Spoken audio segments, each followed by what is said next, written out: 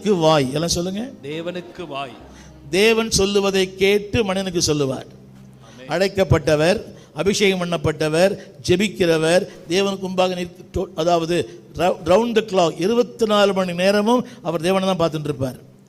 இன்னொருத்தர் இருப்பார், அவர் பெயர் ஆசாரியர். சொல்லுங்க எல்லாரும். இவர் யார் என்றால், இன்றைக்கு நாம் ஜெபிக்கிறோம் நேரடியாக, அன்னைக்கே நாம் நேரடியாக ஜெபிப்பதற்கான வாய்ப்பே இல்லை. No access to God. இது நோ ஆக்சஸ் டு மேன். மனிதனோடு பேசுவதற்கான வாய்ப்பு தேவனுக்கு இல்லை. இவர் தான் பேசுவார். இவர் தான் மீடியேட்டர். தேவன் சொல்லுவதை கேட்டு மனிதனுக்கு சொல்லுவார். இப்போ நமக்கு பிரச்சனை, நமக்கு பாரம், நமக்கு போராட்டம், கண்ணீர், இதெல்லாம் எப்படி தான் சொல்லுவோம் போய். நான் சொல்லுவதை கேட்டு தேவனுக்கு சொல்லுவார். தமிழ் புரியுதா? மனிதன் சொல்லுவதை கேட்டு தேவனுக்கு சொல்லுவார்.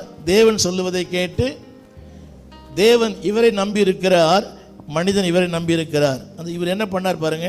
26 என்ன பண்ணார்? தீர்க்கதரிசி. அதன் ஆசாரியர்கள். முதல்ல தீர்க்கதரிசி படிங்க. தீர்க்கதரிசி.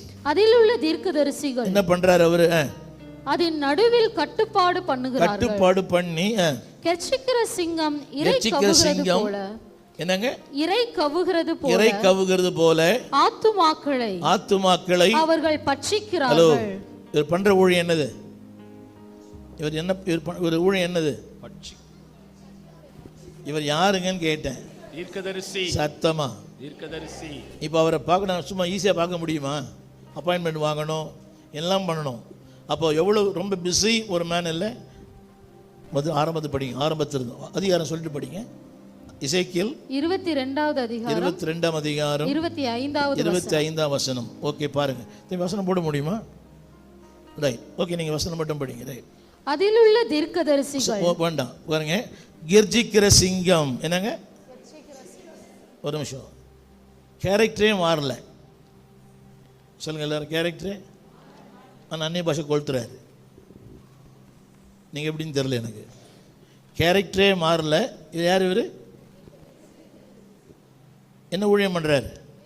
உலகத்தின் பார்வையில் இவர் யார்? தீர்க்கதரிசி. ஆனால் தேவனுடைய பார்வையில் அசிங்கம். எல்லாம் கரங்களை உயர்த்தி. எத்தனை காலம்தான் ஏமாற்றுவார் நாட்டினை. ஹலோ, இந்த பூனையும் பால் குடிக்குமா? இதுதான் லிட்டராக குடிக்குது. கர்ஜிக்கிற சிங்கம் பார்க்குறீங்களா பிரதர்? ரெண்டாவது அப்புறம் இரை கவுகிறது போல ஆத்துமாக்களை அவர்கள் பட்சிக்கிறார்கள். திரவியத்தையும் விலை உயர்ந்த பொருட்களையும் வாங்கிக் கொள்ளுகிறார்கள். அதன் நடுவில் அநேகரை விதவைகளாக்குகிறார்கள். டோட்டலி முழுக்க மெட்டீரியலிசம்.